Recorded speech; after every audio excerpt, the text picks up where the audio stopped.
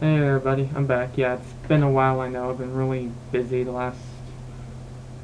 last month or so. Like last video I did was reviewing the Hunger Games, but now I'm back to review Smallville season 6. Yeah, I'm continuing that since now we're halfway done. Now the second half of the series where it completely changes. Like first off, like in season 6, the biggest change was it's now on a new network, the CW. When the WB and UPN merged to form CW. Now, of course, it's a completely different show, new settings, like whole new characters coming in. Now it sort of moves into the whole DC Comics universe as well as, moving close deeper into the Superman mythology. So, start off, we had Lex possessed by the disembodied spirit of Zod, a phantom as it were. And then Clark escapes the Phantom Zone and manages to defeat Zod by getting him out of Lex's body and sending him back to the zone.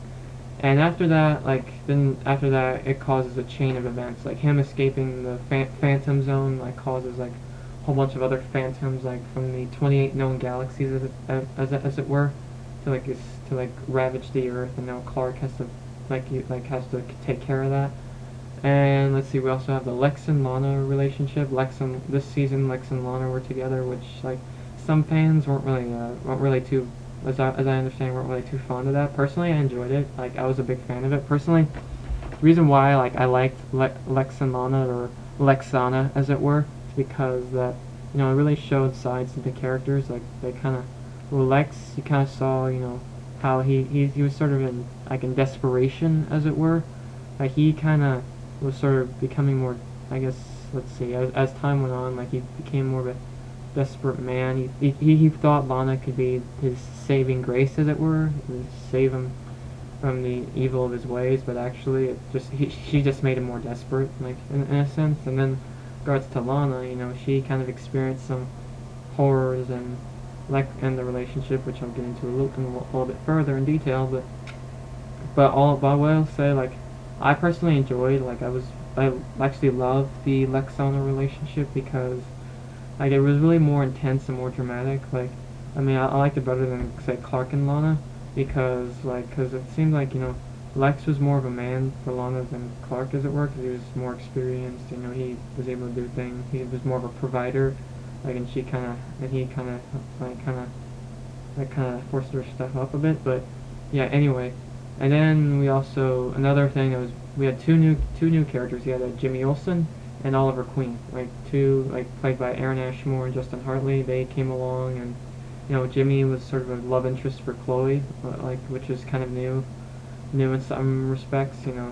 So yeah, Chloe actually had some sort of romance there. She had some stuff to do there, which is good. In addition to helping Clark and with all that what he's doing and everything.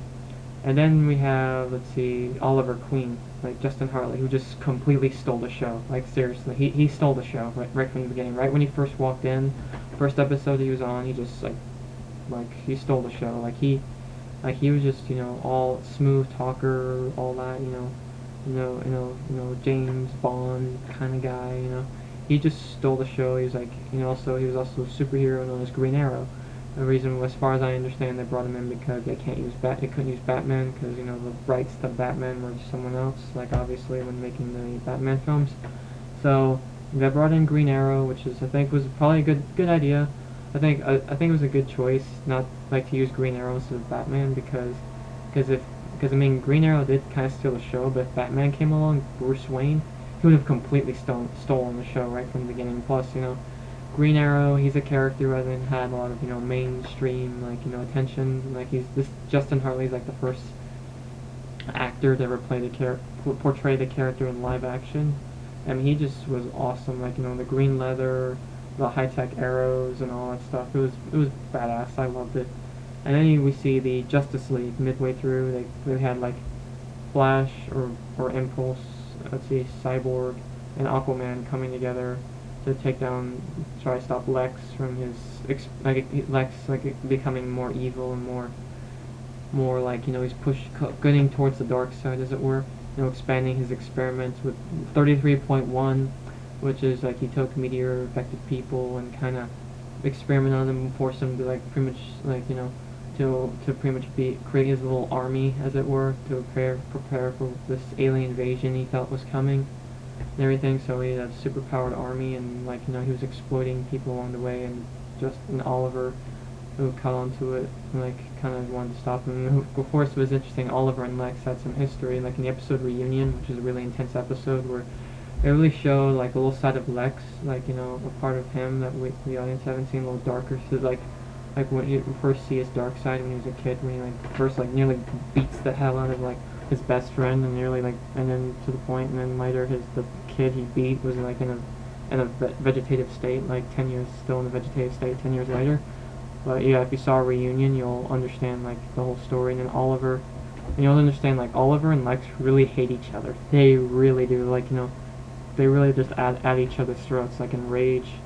Like that was really showed their rivalry, or slash rivalry, just like battle to the death. And Clark was kind of in the middle, trying to kind of, he was like just playing the mediator between the two, in a sense. And then Clark and Oliver, they kind of like clash, because Clark, he's more, he wants to do what is right, which is great, awesome. And then Oliver's like, just like talking down to him, hey, this is how it needs to be done. Like saying if the ends justify the means, then it's okay.